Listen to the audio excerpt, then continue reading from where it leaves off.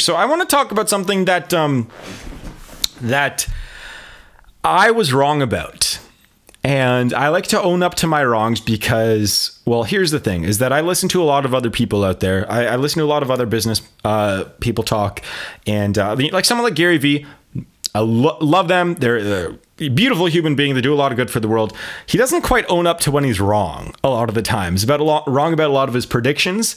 And so here's something I was wrong about, was that I made two videos over the past 2 years about this.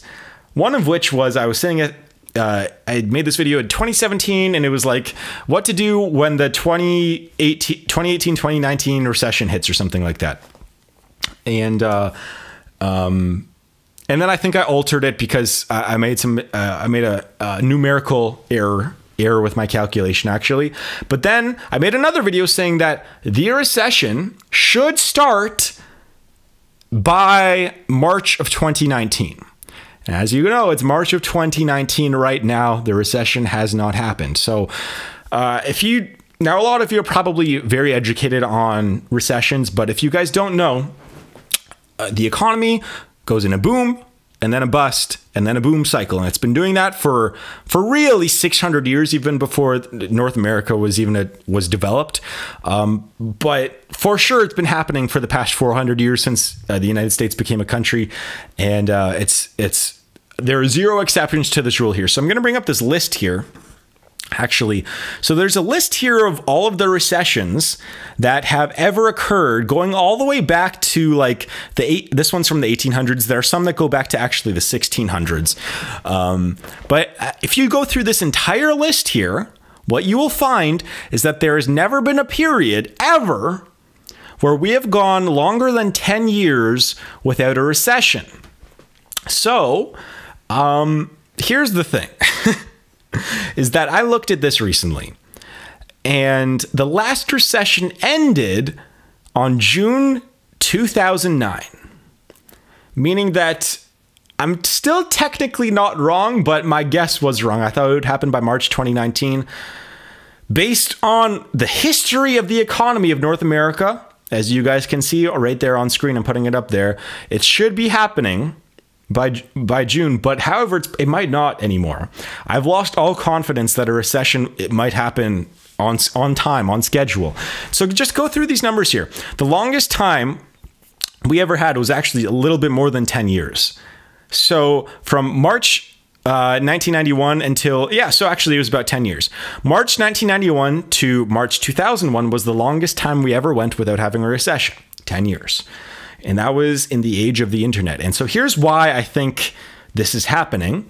I have a few reasons for this. One is the Trump effect. I don't think that the president has too much sway in economics. He does for sure. But I think, 90% of, if not more, of what happens in the economy is by just the economy itself. It's just by the people involved. It's by the whole system. It's by the infrastructure. It's by cultural. It's everything like that. And then maybe 10% or less is policy. As long as there's not a gigantic radical shift in policy, which actually may have happened from just cutting taxes for everyone and every corporation, that was pretty big. So I think it's actually had maybe a little bit more than a 10% role in what's happened. Because normally what happens is that when someone gets in as president, they'll make like minor shifts. They'll make like, instead of the average tax rate being in the United States like 15%, they'll make it like 17%, or they'll make it 14%, or make it 20%. But this one was pretty big for corporations and pretty big for people making under $50,000 a year. Where they literally just either don't pay, some of them just don't have to pay taxes anymore, or just dropped by more than 50% of what they have to pay in taxes. And this has doubled the debt, which is not good. I mean, I recently talked to, but I'm going to, unfortunately, by the way, be a little bit more political with this podcast. I'm going to be talking about a lot more stuff. One of the next things I'm going to talk about is going to be very political, unfortunately, after this one. And I know a lot of you don't like listening to that, and I haven't talked about it in the past because people get on like teams when people talk about politics. And even I'll try to still be as neutral as possible, because I'll try, but I will say my opinions. But people get on teams and get so defensive about certain things. Like, And for those of you that don't, if you're a sports fan, for example, like I hate the Patriots, the New England Patriots. I mean, like I just hate them. I hate everyone on the team. The second anyone on that team retires, I'd be like, oh, okay, they're a decent person now. They put on a different jersey, I'd be like, oh, I like them as a player now. But I hate Tom Brady, hate everyone on the team. Why? I just hate it. They kicked out my Chargers, my San Diego Chargers. Now they're Los Angeles, so I don't watch football anymore. But like I hate the Patriots, and I hate the Yankees because they always did well against my Blue Jays, right? And that's what a lot of people are doing with politics right now. Is just irrational hatred with hating another team. That's what I view it as, and I don't know if you guys view it like that. So let me know what you guys think about all that. But so I'm going to be jumping into politics a little bit more now. But yeah, one of the things that, getting back into the Trump thing, was that I think that Trump I didn't know he doubled the debt, like almost doubled the debt, national debt. And people are like I talked to a Republican about this, and he was doing all these points. And then I brought up the debt thing and saying how this might, in the long term, actually kind of hurt the United States if they can't pay off that debt, if they don't raise taxes again in the next few years. I mean, this could get really, really, really, really bad. People don't know what the debt is. So if you don't know what the debt is, I've talked about this a lot. The national debt is about 20% is like other governments or investors, foreign investors, pretty much just buying debt. And then, so for example, you buy $100 worth of US bonds or debt or whatever, you'll get back, $104 in the next year or something like that. And they do that obviously with millions and billions of dollars, not just $100. But 80% of it is your 401k. It's people's 401ks. It's people's savings accounts. That's what the debt is. And people don't really realize this. It's 80% of the debt is pretty much investments because people don't understand who owns that. Like it's the American people.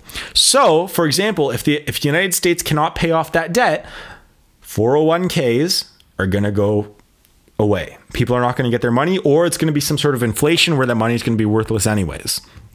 So, anyways, getting back onto this topic here about this recession, I'm getting off topic here. That was just, I was just trying to put in perspective is that Trump took out so much debt and pumped it into things like the military and the economy that in the short term, that might have actually been enough to push off this recession for a little bit here.